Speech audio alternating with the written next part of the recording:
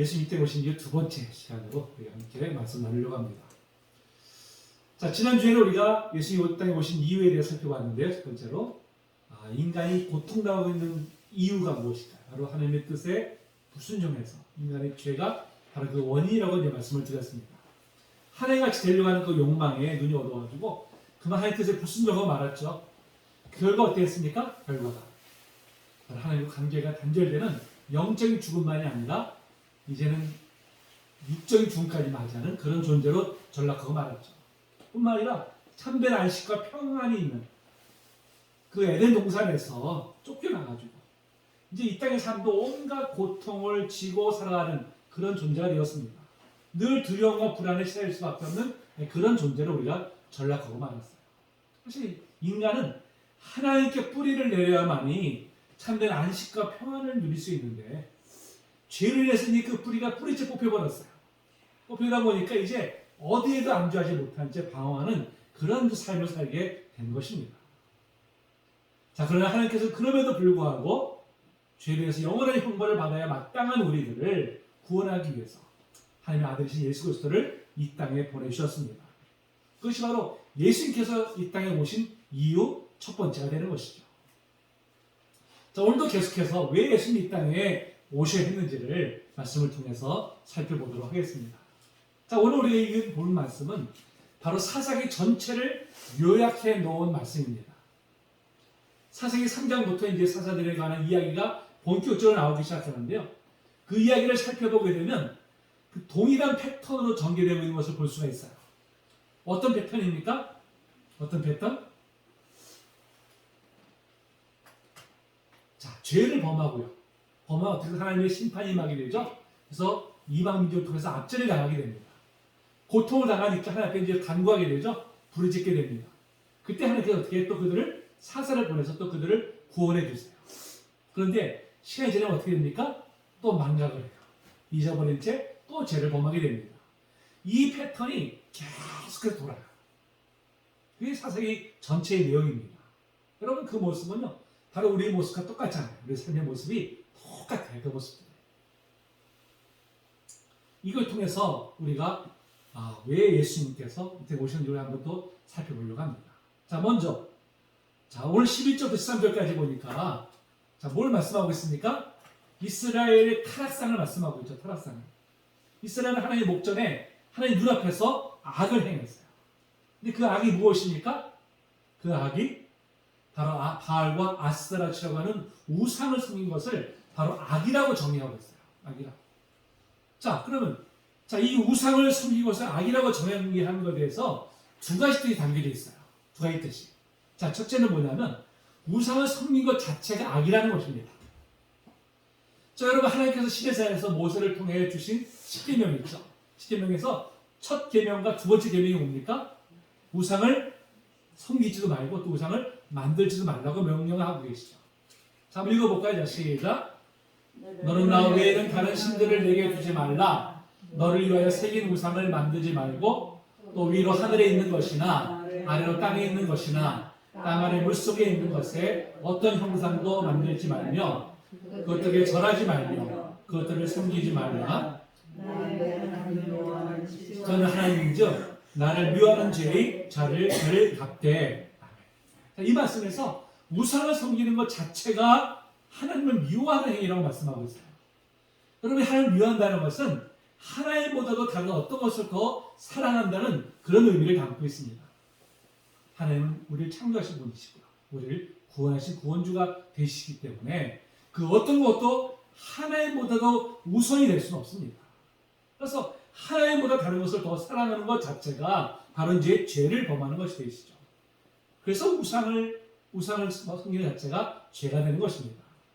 두 번째로는 우상을 섬기기에 악을 행하게 된다는 뜻을 담고 있어요. 여러분, 왜 우상을 섬기게 되면 악을 행하게 될까요? 자, 오늘 바알과 아스타라라는 그 우상이 나왔는데요. 자, 바알은 어떤 신일까요? 그걸 가만히 보시면요, 이게 바알이라고 하는 그런 신입니다. 고대 가나안 사람들이 바알을 풍요와 번식을 주관하는 신으로 믿었어요. 바알이 벼락과 천둥과 비를 내리는 그런 신이다, 이렇게 그들이 믿었습니다. 자, 또 아스라서 볼까요? 아주 기괴하게 생겼죠? 기괴하게. 달은 이 아스라서 발의 아내로서 다산과 풍요의 신을 믿었습니다. 그러니까 아스타롯이 식물과 동물에게 생명을 주는 신이다. 그렇게 그들은 믿었어요. 여러분, 이스라엘은 원래 오랜 세월 유목민으로 살았어요. 유목민으로. 그러던 그들이 이제 가나안 땅에 들어가서 정착하게 되면서 농사를 짓게 됩니다. 자, 여러분, 농사를 지을 때 가장 필요한 것이 무엇일까요? 예?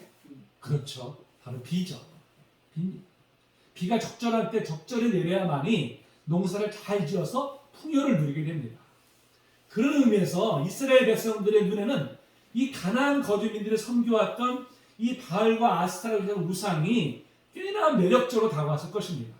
그래서 이 우상들을 잘 섬겨서 하늘에서 적절히 비를 내려주면은 자신들도 가나안 거주민들처럼 이 땅에서 풍요를 누리며 번성하게 될 것이라 그렇게 여겼어요. 자, 결국 그들 안에 내재되어 있던 이 풍요로움을 누리고자 하는 욕망이 우상을 섬기는 죄를 범하게 한 것입니다. 여러분, 이렇게 우상을 섬기는 그 내면에는요, 잘 되는 것, 더 크게 되는 것에 대한 숭배가 내재되어 있어요. 남보다 잘 되는 것, 크게 되고자 하는 욕망은 결국은 나 아닌 다른 사람을 약자로 만들거나 또 그렇게 여길 때 성취가 되는 것입니다. 그래서 사회적으로 약한 사람들을 긍휼히 여기기보다는 약자로 깔보거나 짓밟아버리고 말하죠. 이를 볼 때 이 욕망은요, 포용적인 것이 아니라 배타적인 것을 우리가 알 수가 있습니다. 여러분, 이런 행위가 바로 하나님 앞에서는 죄를 범하는 것이 돼요. 여러분, 우리가 믿는 하나님 어떤 분이십니까? 우리가 믿는 하나님. 하나님 무엇보다도 약한 자를 불쌍히 여기시는 분이십니다. 자, 성경을 들여다보면 하나님의 관심이 누구에게 가 있는지를 분명히 알 수 있죠. 하나님은 늘 어떻게 해요? 고아와 가보야 나그네와 같은 사회적 약자들을 불쌍히 여기시고 그들을 돌보시는 자비로운 분이십니다. 자, 이 말씀 읽어볼까요? 자, 시작. 고아와 가보를 위하여 정의를 행하시며 나그네를 사랑하여 그에게 떡과 옷을 주시나니. 하나님은 이렇게 고아와 가보를 어떤 나그네 사회 약자들을 사랑하신 분이세요. 그 하나님께서 우리에게 바로 그러한 사회 약자들을 돌보라고 명하십니다. 계속 읽어봅니다. 자, 시작. 셋째에 그 11조를 드리는 해에 모든 수산의 11조 내기를 마친 후에 그것을 레위인과 객가와 고아와 가부에게 주어 내 성만에서 먹고 배부르게 하라. 더러움이 경건은 곧 고아와 가부를 그 환난 중에 돌보고 지켜 세속에 물들지 아니하는 그것입니다. 아멘.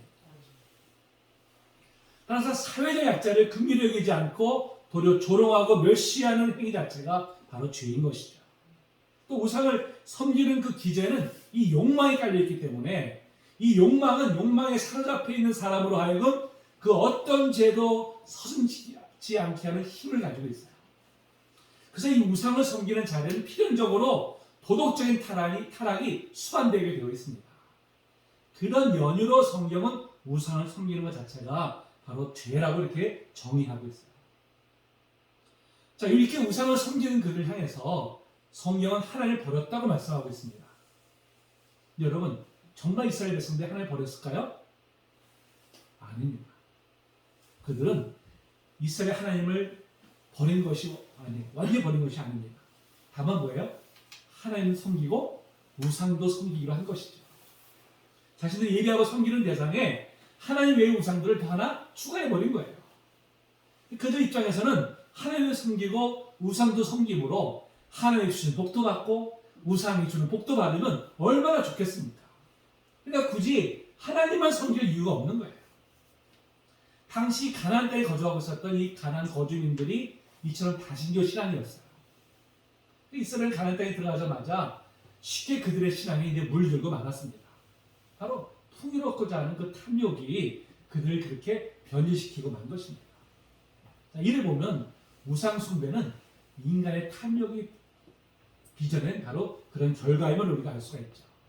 그 우상 숭배라는 것은 신의 존재 자체를 인간이 복을 받기 위한 통로로 여기는 것입니다. 그러면서 그들이 섬기는 대상은 하나님이 아니라 풍요여 탐욕이라고 할 수가 있습니다. 그래서 성경은 탐심이 우상 숭배라고 말씀하고 있는 거예요. 자, 골로새 3장 5절 말씀 한번 읽어볼까요? 자, 시작. 그러므로 땅에 있는 지체를 죽이라. 곧 음란과 부정과 사욕과 악한 정욕과 탐심이니 탐심은 우상 숭배니라. 아멘. 탐욕 자체를 우상 숭배라고 분명히 말씀하고 있어요. 그렇다면 여러분, 오늘날 우리는 오직 하나님만 섬기고 있다고 자부할 수 있을까요? 우리는 종교적으로는 분명히 오직 하나님만 섬기는 사람들입니다. 그렇죠? 하나님 외에 다른 어떤 우상에게도 우리는 절을 하지 않고요, 섬기지도 않고 있어요. 자, 그렇다면 우리는 우상을 섬기지 않고 있다고 얘기할 수 있을까요? 여러분, 앞에서 말씀드렸듯이 성경은 탐욕이 곧 우상 숭배임을 분명히 말씀하고 있습니다. 남을 짓밟고서라도 내가 더 잘 되고자 하는 욕망, 절제하지 못하는 욕망이 지배되고 있다면 여러분, 그것이 우상을 숭배하는 일이 됩니다. 종교적으로 하나님을 섬긴다고 하면서도 사실은 욕망이라고 하는 우상을 숭배하는 거예요. 모세가 하나님께 계명을 받으러 시내산으로 올라간 후에 오랜 시간 내려오지 않자 산 밑에 있던 이스라엘 백성들이 불안해지기 시작했어요. 그래서 아론을 부추겨가지고 자신들을 인도할 신의 형상으로 송아지를 만들어 놓고는 그것을 이제 경배합니다. 출애굽 32장 4절에 이렇게 얘기하죠. 송아지 형상을 만드니 그들이 말하되 이스라엘아, 이는 너희를 애굽 땅에서 인도하여낸 너희의 신이로다 하는 자. 여러분, 그렇다면 그들이 여호와 하나님을 완전히 버린 것일까요? 아닙니다. 그들은 이 송아지가 여호와 하나님이라고 여기고 그것에게 경배한 거예요. 자, 뭐라고 합니까? 출애굽 32장 5절에 아론이 보고 그 앞에 제단을 쌓고 이에 아론이 공포하여 이르되 내일은 여호와의 절이니라 하니. 그들은 금송아지를 여호와 하나님으로 섬긴 거예요. 이스라엘 백성이 원하는 것은 무엇입니까? 눈에 보이지 않는 하나님이 아니라 자신의 눈으로 보고 손으로 만질 수 있으며 자신들을 위해 존재하는 그런 하나님을 원했던 것입니다. 자신들이 하나님의 영광을 위해서 존재하는 것이 아니라 하나님이 자신의 유익을 위해서 존재하는 분으로 그렇게 여겼던 것이죠. 결국 이런 잘못된 신앙으로 인해서 하나님의 무서운 진노를 받고 말았습니다. 다시 한번 질문, 우리 성도님들은 자신이 하나님의 영광을 위해 존재한다고 믿으십니까? 아니면 하나님은 나의 욕망을 채워주시는 분으로 믿으십니까? 우리가 후자를 믿는다면요, 이는 하나님 믿는 것이 아니라 우상을 숭배하는 것이 됩니다.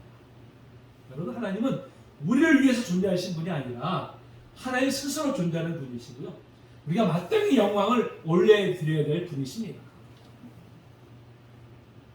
하나님을 우리가 하나님을 섬겨야 돼요. 하나님은 하나님이시지 결코 우리를 위해 존재하신 분이 아니십니다. 자, 이렇게 이스라엘이 우상을 숭배하면서 악을 범하자, 자, 하나님께서 어떻게 하셨을까요? 자, 오늘 14절 15절에 보니까 하나님께서 어떻게 했습니까? 그들을 진노하셔가지고 이방인들의 손에 넘겨버리셨어요. 이방이 그 주위에 둘러싸고 있었던 이방 나라들이 이스라엘을 침공하도록 허락을 하신 것이죠. 그러니까 그로 말미암아 그들이 이제 말로 나올 수 없는 고통을 받게 되었습니다. 욕망을 쫓아서 하나님을 버리고 우상을 섬긴 대가가 참으로 무서웠어요. 사실 그들은 우상을 섬기면서 더 많은 재물을 얻고 더 안락한 삶을 원했지만 정작 그들에게 돌아온 것은 감당할 수 없는 괴로움뿐이었습니다. 이게 얼마나 아이러니한 일입니까? 더 안락하자고, 더 편해지자고, 더 많은 걸 누리자고 우상을 섬겼는데 오히려 돌아온 것은 더한 괴로움뿐이죠. 이것은 사실 여호수아가 마지막 유언 때 이미 경고한 말씀입니다. 이 말씀 읽어볼까요? 이 말씀 제가 기록하면 안 돼요. 여호수아 1장 20절에 이렇게 말씀하고 있습니다. 만일 너희가 여호와를 버리고 이방 신들을 섬기면 너희에게 복을 내리신 후에라도 돌이켜 너희에게 재앙을 내리시고 너희를 멸하시리라 하니. 하나님 그 백성의 길이 참으시는 분이시지만 그럼에도 계속해서 잘못된 길로 갈 때에는 무서운 진노를 내리는 분이십니다. 여러분, 우리가 하나님에 대해서 되게 잘못 생각하는 것이 뭐예요? 하나님을 사랑의 하나님으로만 여기는 것입니다. 사랑의 하나님이시니까 내가 뭐 어떤 잘못을 다 범해도 그건 다 용서해 주실 거야, 이렇게 믿고 싶어 하죠. 근데 분명히 알 것은 하나님의 사랑의 하나님이시면서 또한 공의의 하나님이시라는 사실입니다. 하나님 우리의 어떤 죄도 용서해 주시지만 우리의 잘못에는 반드시 그 책임을 물으세요. 그리고 하나님의 진노 또한 사랑의 다른 표현이라는 것을 우리가 알아야 됩니다. 그 백성이 잘못된 길로 감에도 불구하고 그냥 내버려 두신다면 그건 사랑이 아니라 무관심이죠. 여러분, 사랑의 반대말이 뭡니까? 미움이 아니에요. 무관심이에요. 무관심. 여러분, 우리 자녀들이 만약에 잘못된 길로 가고 있어도 아무런 제지도 하지 않는다면 그 부모가 정말 자기 자식을 진정으로 사랑하는 것일까요? 진정으로 사랑한다면 더 이상 잘못된 길로 가지 않도록 책망하지 않겠습니까? 그런 면에서 책망은 또 다른 사랑의 표현 방식이 되는 것입니다. 하나님께서는 그 백성들이 잘못된 길로 갈 때 반드시 징계하심으로 그들을 돌아서게 하십니다. 자, 이렇게 하나님의 징계로 이제 고통을 당하게 되자, 자, 이스라엘이 어떤 반응을 보였을까요? 그들이 대적의 압박과 괴롭게 함을 받아 슬피 부르짖음으로 자신들이 감당할 수 없는 고통을 겪게 되자 그제야 하나님께 나와서 이제 부르짖습니다. 형통할 때는 하나님의 경고를 귓등으로 흘려들었던 그들이 이제 하나님의 무서운 진노로 이제 감당할 수 없는 고통을 겪게 되자 그제서야 이제 하나님 앞에 나와서 이제 부르짖은 것입니다. 참 이런 면에서 고통은 우리로 하여금 하나님께 나아가게 하는 촉진의 역할을 하죠. 고난이 없이 형통한 길로만 가면 신앙생활 더욱더 잘할 것 같지만요, 오히려 흙길로 빠지기가 참 쉽습니다. 우리 자신이 이를 너무나 잘 알고 있잖아요. 우리가 어떤 어려운 문제에 부딪혔을 때는 그렇게 간절히 하나님 앞에 기도했는데 문제가 해결되고 난 후에 우리 기도 생활은 어떻습니까? 간절한 마음이 사라지니까요. 벌써 기도가 간절해지지 않아요. 기도. 그러다가 슬그머니 기도의 자리에서 멀어지는 그런 경험들 우리가 다 가지고 있잖아요. 지금. 저만 그런가요? 다 우리 성도님들 가지고 계시죠? 그런 경험들을. 그러면서 우리가 늘 형통함을 원하지만 다시 형통함이 결코 복이 되는 것은 아닙니다. 그래서 잠언 기자가 이렇게 하나님께 기도했어요. 한번 읽어볼까요? 자, 시작. 내가 두 가지 일을 주께 구하였사오니 내가 죽기 전에 내게 거절하지 마시옵소서.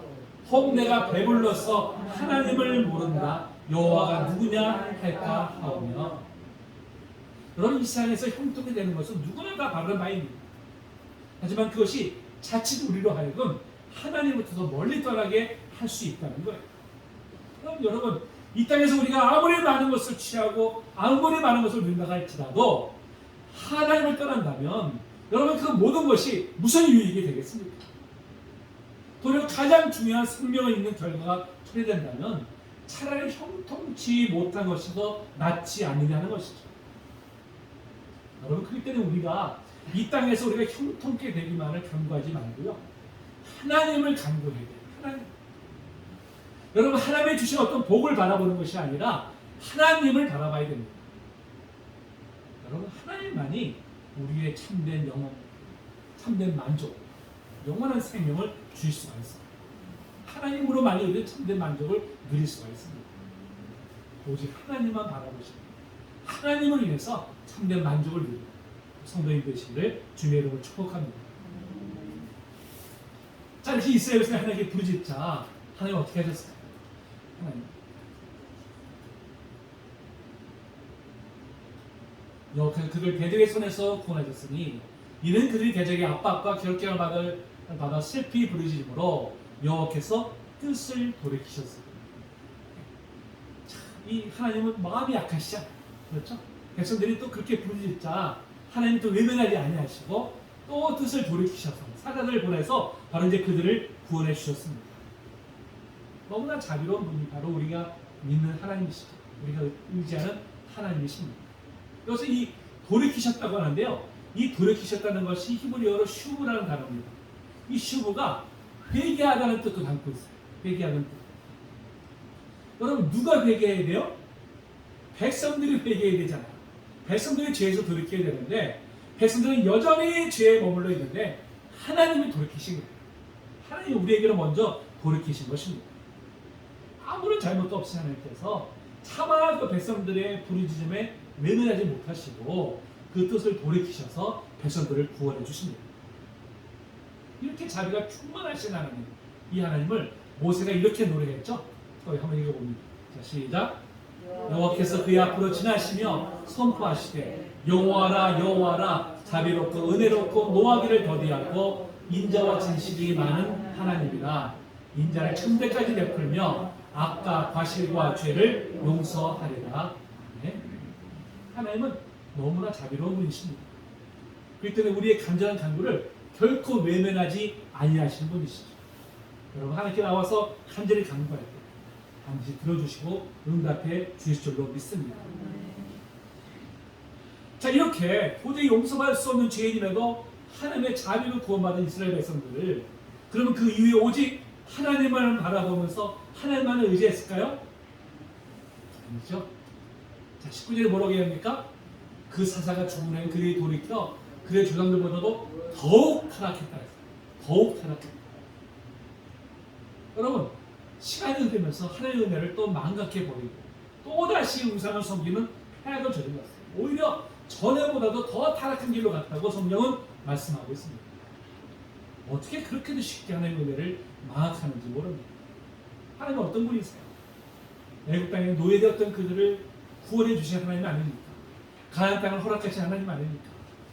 자기가 또 범죄했음에도 부르짖기만 하면 또 오셔서 그 고통 중에서 건져주시는 하나님 아니십니까? 그럼에도 그들은 그 은혜를 너무나 쉽게 망각해버리고 말입니다. 이렇게 사사기는 하나님께 범죄하고 또 하나님께 그들에게 진노를 내리시고 또 백성들이 고통에 하나님께 부르짖으면 또 그들을 구원하시고 그리고 또 다시 타락하는 이런 패턴이 계속해서 이게 반복되고 있습니다. 근데 여러분, 이것이 오히려 갈수록 더 심해져서요, 삼손 때에 가면은 고통 중에도 하나님을 부르짖지 않아요. 아예 하나님을 의지하지도 않습니다. 선한 방향을 받자는 것이 아니라 오히려 더욱더 악이 심화되는 바로 그런 모습입니다. 여러분, 그 모습이 그냥 이스라엘의 모습뿐이겠습니까? 여러분, 그 모습이 바로 우리의 모습은 아니냐는 것입니다. 우리도 이스라엘과 조금도 다를 바 없는 그런 모습을 가지고 있어요. 그 누가 나는 아니라고 단호하게 말할 수 있겠습니까? 공자가 그 논어에서 이런 말을 했다. 태어나면서부터 아는 자는 상등이고 배워서 아는 자는 그 다음이며 깨우치는데 부족함이 있지만 배우는 자가 그 다음이다. 부족함에도 배우지 못하면 백성 중에서 하등이다. 계속해서 이런 그 과정 속에서 그런 교훈을 얻지 못하고 또다시 반복을 하게 되면 그래서 어떻습니까? 하등에 속한다는 거예요. 하등. 근데 여러분, 그 모습이 바로 우리의 모습이 아닙니다. 우리가 정말 하등에 속한 적이 아닙니다. 한 번쯤 우리가 경험했으면 그것을 교훈을 얻었으면 다시는 그런 걸 받지 말고 정말 우리가 하나님 앞에 나가야 되는 거예요. 시간이 지나면 또다시 잊어버리고 다시 옛날의 잘못을 반복하거나 하는 모습이 바로 그것이 이제 우리의 모습이라는 것이죠. 자, 그렇다면 왜 이스라엘이 교훈을 받지 못하고 왜 똑같은 패턴을 반복한 것일까? 자, 그것을 사사기 저자는 이렇게 해석하고 있습니다. 읽어볼까요? 시작. 그때 왕이 없으므로 사람이 각기 자기의 소견에 옳은 대로 행하였다. 여러분, 사사 시대는 특이한 시대예요. 왕이 없었습니다. 하나님께서 필요할 때마다 사사를 세우셔서 사사가 통치하게끔 하셨습니다. 그래서 이 말씀 문자 그대로 해석을 하면 왕정 제도를 옹호하는 표현으로 우리가 볼 수가 있습니다. 여러분, 이 말씀에서의 왕은 결코 인간 왕을 가리키는 것이 아닙니다. 인간하면 언제든지 견주할 수 있는 연약한 존재예요. 여러분, 그런 스스로도 언제든지 견뎌낼 수 있는 그런 인간이 왕이 지위를 갖고 있다 할지라도 어떻게 백성들을 늘 선한 길을 인도할 수 있겠습니까? 그런 면에서 여기에서 말씀하는 참된 왕은 누굴까요? 이스라엘 참된 왕이신 바로 여호와 하나님을 가리키는 것입니다. 궁극적으로는 우리의 왕으로 오신 바로 예수 그리스도를 예표하는 것입니다. 하나님의 아들이신 예수 그리스도께서 이 땅에 오셔서 사단의 세력을 무너뜨릴 때 비로소 우리는 죄의 사슬에서 해방될 수 있기 때문입니다. 이 죄의 반복되는 패턴에서 우리가 이것을 벗어날 수가 있어요. 예수님이 이 땅에 오신 이유가 뭡니까? 바로 마귀를 멸하시고 우리를 죄의 세살에서 해방시켜 주시기 위해서. 자, 이 말씀을 하죠. 자, 읽어봅니다. 시작. 죄를 진다는 마귀에게 속하나니 마귀는 처음부터 범죄하니라. 하나님의 아들이 나타나신 것은 마귀의 일을 멸하려 하심이라. 하나님의 아들이신 예수님께서 이 땅에 나타나신 이유가 뭐라고요? 마귀의 일을 멸하기 위함입니다. 그렇다면 마귀의 일은 무엇을 말하는 것일까요? 마귀의 일은 사람들을 미혹함으로써 죄를 짓게 만들고요, 하나님을 거역해서 궁극적으로 완전히 멸망당하게 하는 것이 바로 마귀의 일입니다. 이런 마귀의 권세는 오직 하나님의 아들이신 예수 그리스도만이 무찌를 수가 있어요. 그래서 예수님께서 이 땅에 오신 이유는 바로 이러한 마귀의 일을 멸하셔서 우리가 다시는 사사기 시대처럼 죄의 노예로 살지 않도록 하기 위해서 이 땅에 오신 것입니다. 여러분, 그다음 그 일을 어떻게 성취하셨을까요? 어떻게? 자, 예수님께서 이 땅에 육신을 입고 오셔서 십자가에서 우리의 모든 죄를 다 대속해 주셨죠. 이제 이를 믿는 사람은 누구든지 성령이 임하십니다.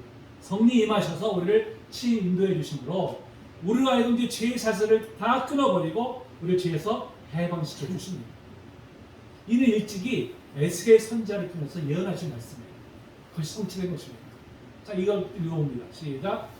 또 새 영을 너희 속에 두고 새 마음을 너희에게 주되 너희 육신에서 굳은 마음을 제거하고 부드러운 마음을 줄 것이며 또 내 영을 너희 속에 두어 너희가 내 율례를 행하게 하리니 너희가 내 규례를 지켜 행할지라. 아멘.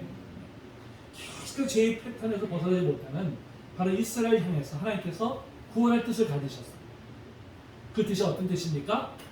우리에게 새 마음을 주시는 새 마음.